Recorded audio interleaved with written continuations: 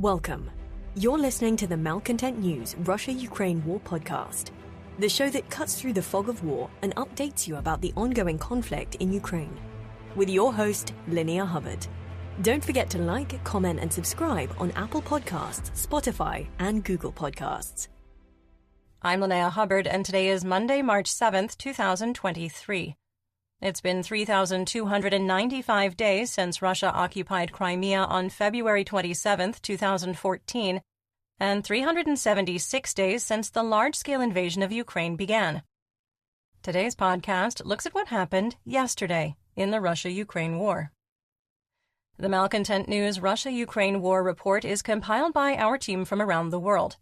Today's report includes information from direct contacts in Ukraine and their proxies, Russian Ministry of Defense reports, the General Staff of the Armed Forces of Ukraine reports, operational commands north, south, and east of Ukraine, open source intelligence, our in-house team of analysts and geolocation experts, and pro-Ukrainian and pro-Russian mill bloggers and social media accounts with a track record of trying to be accurate.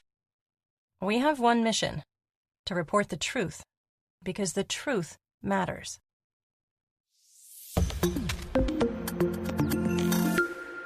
Let's start with our assessment of the current status of the war. First, we maintain that the Russian Federation armed forces are combat ineffective and are only capable of effective attacks on a small area of the front, such as Bakhmut. Second, we maintain that Russia has committed almost all available ground forces to Ukraine and cannot maintain the current level of personnel and equipment losses. Third, we assess that the public infighting between private military company or PMC Wagner Group's leader, Yevgeny Prigozhin, and the Russian Ministry of Defense is intensifying. There is a very small but notable chance that the ongoing provocations could spark Russian-on-Russian violence. Fourth, we maintain that the Russian Ministry of Defense is actively working to eliminate the influence of PMC Wagner Group and Yevgeny Prigozhin both on and off the battlefield.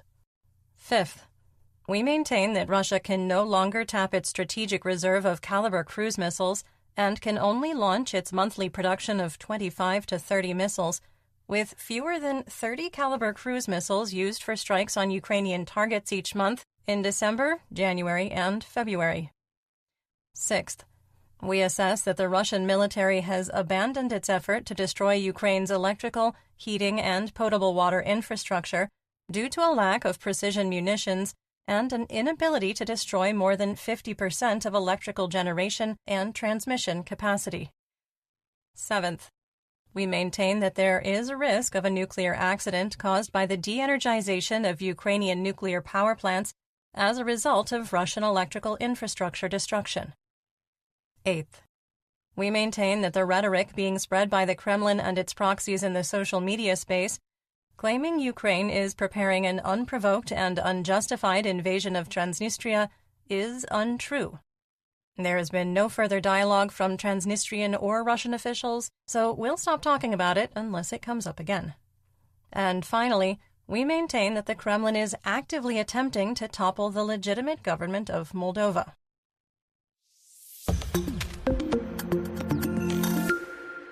Let's get some regional updates, and since it's Monday, check in with both belligerents' objectives, starting with Kharkiv. The Russian objective is to push Ukrainian forces west of the Oskil River and set conditions for a future, larger attack. The Ukrainian objective is to liberate the northeastern corner of the oblast, hold defensive lines in the Kupiansk operational area, and protect civilians and civilian infrastructure. The General Staff of the Armed Forces of Ukraine, or GSAFU, and the Russian Ministry of Defense, or MOD, reported that Khrianikivka was shelled. In Kupiansk, Russian artillery strikes targeted the maternity hospital, causing damage to the building. A 65-year-old pensioner was killed when an artillery shell struck his house.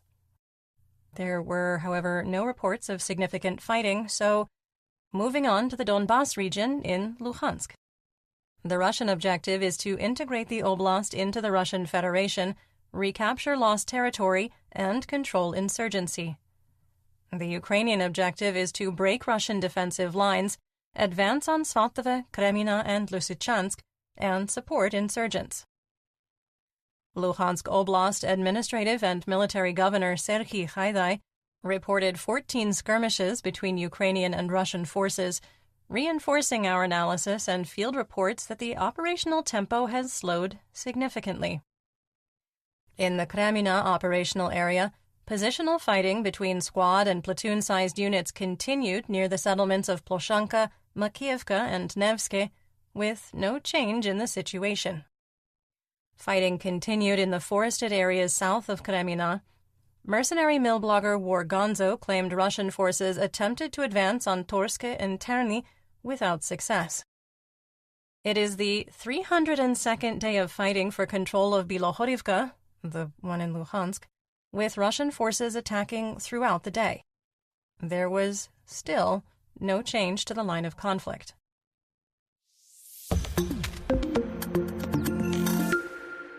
In northeast Donetsk, the Russian objective is to capture the entire region and integrate the oblast into the Russian Federation.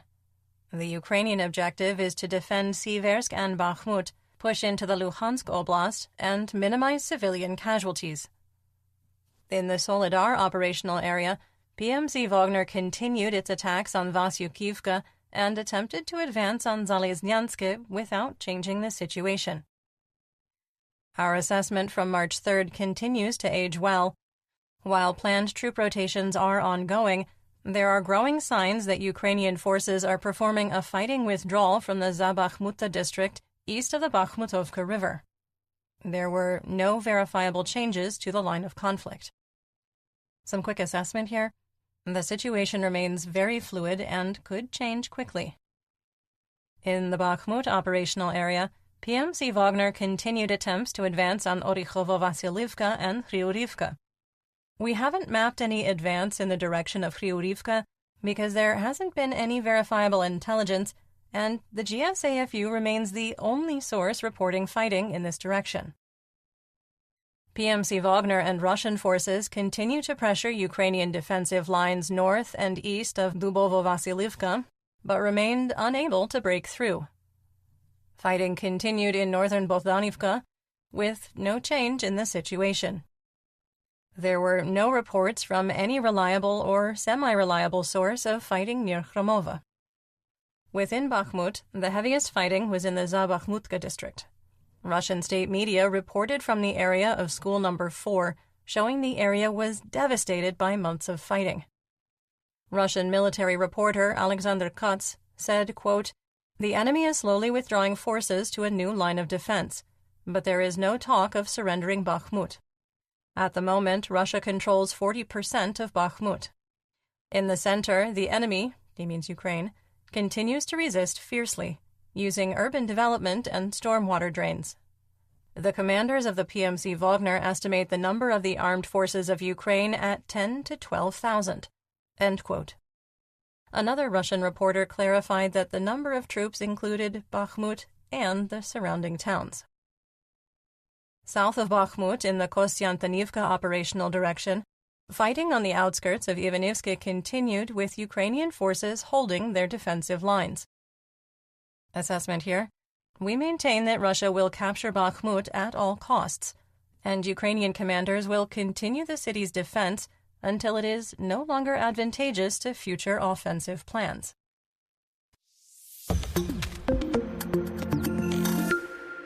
In southwest Donetsk, the Russian objective is to capture the entire region, integrate the oblast into the Russian Federation, and bring the insurrection across southwestern Donetsk under control.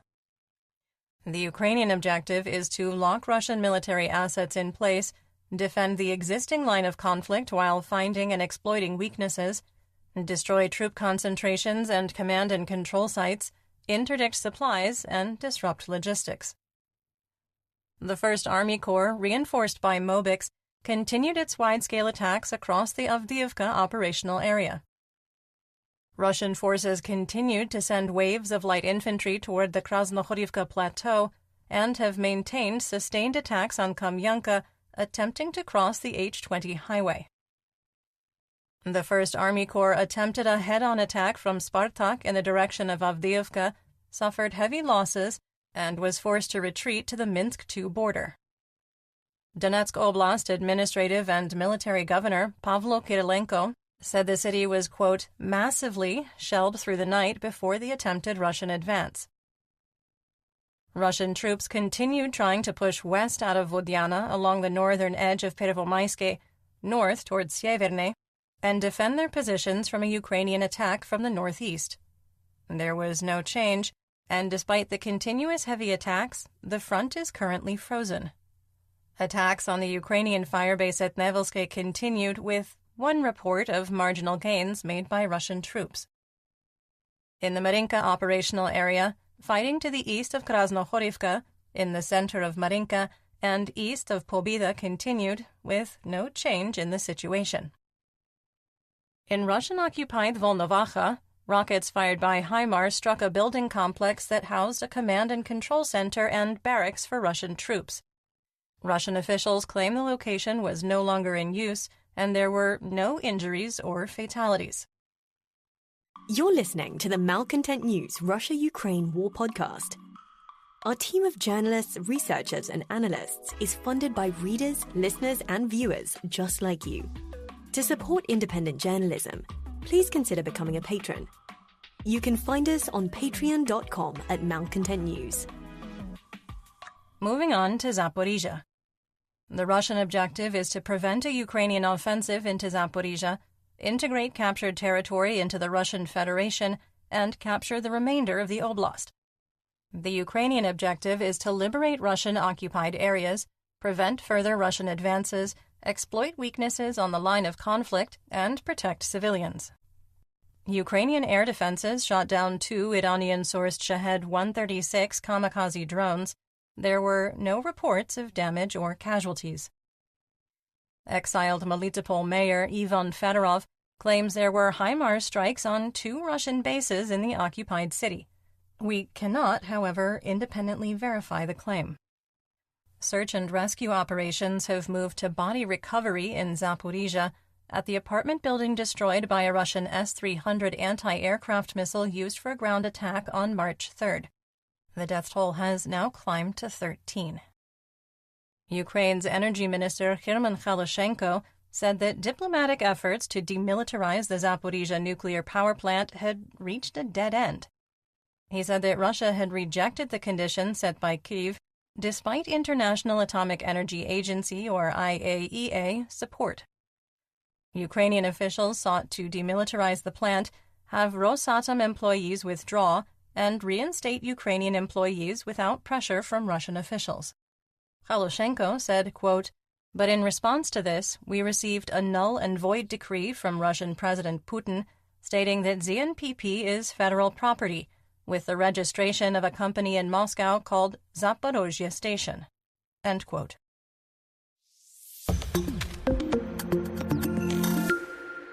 In the Black Sea, Crimea, Mykolaiv, and Odessa region, Operational Command South, or OCS, reported 16 Black Sea Fleet vessels on patrol, including 2 frigates and 2 Kilo-class submarines capable of launching 24 caliber cruise missiles in total.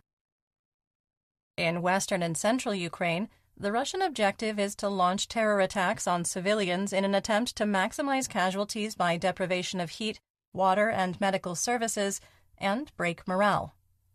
The Ukrainian objective is to deter attacks and protect civilian lives.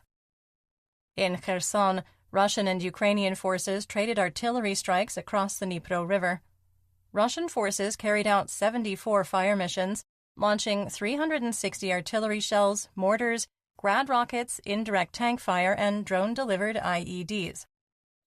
The city of Kherson was shelled 4 times, targeting civilian areas. In Ponyativka, around noon, a house was hit by a mortar, killing a single mother and both of her children instantly.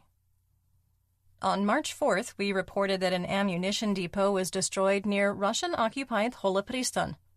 Well, now a large brush fire has expanded from the site of the strikes, with smoke visible from Kherson.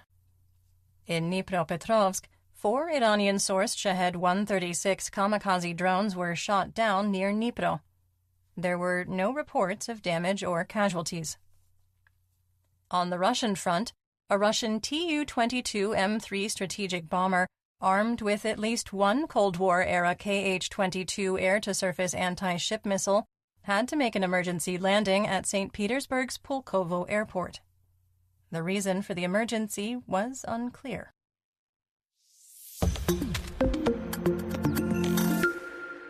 Speaking of unclear, let's talk about the Russian military and mobilization. On February 28th, we reported that Mobics from the 352nd Motor Rifle Regiment were told their unit had been dissolved and they were being transferred to the DNR. They made a video appeal to PMC Wagner leader Yevgeny Prigozhin to join his PMC instead of becoming volunteer infantry for the 1st Army Corps. On March 1st, Prigozhin reported that the transfer had reached a, quote, impasse. In a late-night post from his Telegram channel, the leader of Wagner Group wrote, quote, "As for the mobilized, on March 2nd in the evening, I was informed that all the documents for them were signed, and the Mobics left for the location of the Wagner PMC. On the way, they were intercepted by the military police. They were first returned back to the 1st Army Corps, and after that, as I was informed, they were scattered among various regiments. This was to prevent others from following their lead and not letting them go to Wagner." End quote. Prigozhin also reported that most of the ammunition order approved on February 22nd and allegedly shipped on February 23rd has not arrived, writing, quote, "To date, most of the ammunition has not been shipped. We don't understand what the reasons are, ordinary bureaucracy or betrayal." End quote. Prigozhin also called for residents of St. Petersburg to protest on March 8th, which is International Women's Day, and called for the, quote, overthrow of the federal district governor. Governor Alexander Byeglov and Prigozhin have butted heads repeatedly since Russia expanded its war in Ukraine. However, this is the first time the private military company leader has openly called for insurrection. Later in the day, Prigozhin took down his posts on social media. Some assessment: it is unlikely that Sergei Shoigu, and by proxy the Ministry of Defense he leads, and Prigozhin will back down. Unlike in the fall, the list of public allies Prigozhin has within the halls of the Kremlin has gotten much shorter. The statement by the leader of PMC Wagner last night clarifies the undertones of his video yesterday, where he suggested that if his mercenaries withdrew from Bakhmut, the Russian front would collapse across all of Ukraine. All is going to plan.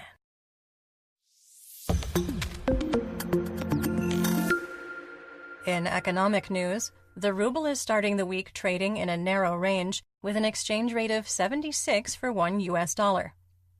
West Texas Intermediate crude opens the week at $79 a barrel and Brent at $85. Russian Urals crude has climbed to an official price of $62 a barrel. That's the highest bid price since December 5, 2022. United States wholesale RBOB gasoline skyrocketed last week, with the price on the spot market climbing to $2.73 a gallon, or 72 cents a liter, a 13% increase. Dutch TTF natural gas futures continued declining, with April contracts at 43 euros per megawatt hour and May contracts falling to 44. Chicago SRW wheat futures is starting the week on a drop, trading at $7.04 a bushel for May 2023 delivery. And that's what we know. Join me again tomorrow for more updates. Until then, stay safe, everyone. You've been listening to the Malcontent News Russia-Ukraine War podcast. To help keep us independent, please consider providing financial support by becoming a patron. Want on-demand news in your hand? Download the Google News app and make Malcontent News one of your favorites to receive breaking news updates. Thank you for listening.